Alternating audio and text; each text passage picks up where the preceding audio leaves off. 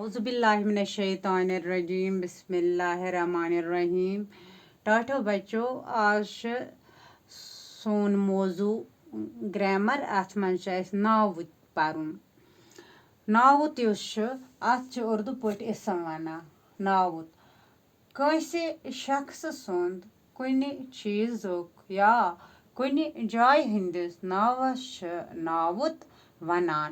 मिसाल फिरदौस, कलम, श्रीनगर वगैरह।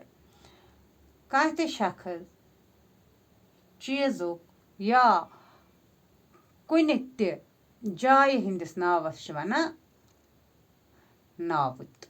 मिसाल फिरदौस, फिरदौस शख्स सुन नाव। कलम, कलम चीजुक नाव। श्रीनगर, यह जाय हुंद नाव वगैरह वगैरह। परो तादाद हिसाब नावतिक किस्म। तादाद, तादाद वना उर्दू पट गिनती। तादाद हिसाब नावतिक किस्म। तादाद हिसाब नावतस ज किस्म।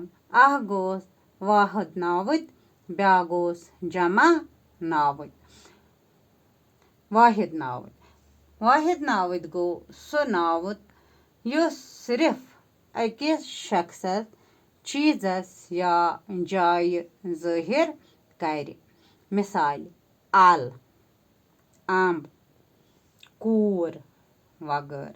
वाहिद नावत गो सो नावत युस हसा सिर्फ अकिस इंसानस, अकिस चीजस या जाय ज़ाहिर कर।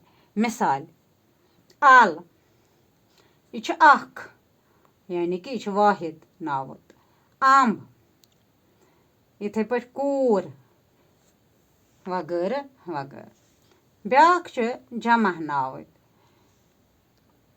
यह गो सो नावत युस अकि खोत ज्यादा चीजन, शख्सन या जायन हुंद जिक्र कर। मिसाल अल, अम्ब, कोर वगैरह।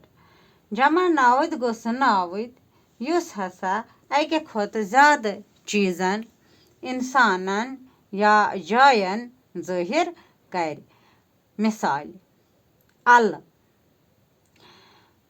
अकि खोत अलाव, उमन वनो जमा नावत। अम्ब, अकि खोत अलाव, उमन वनो जमा नावत।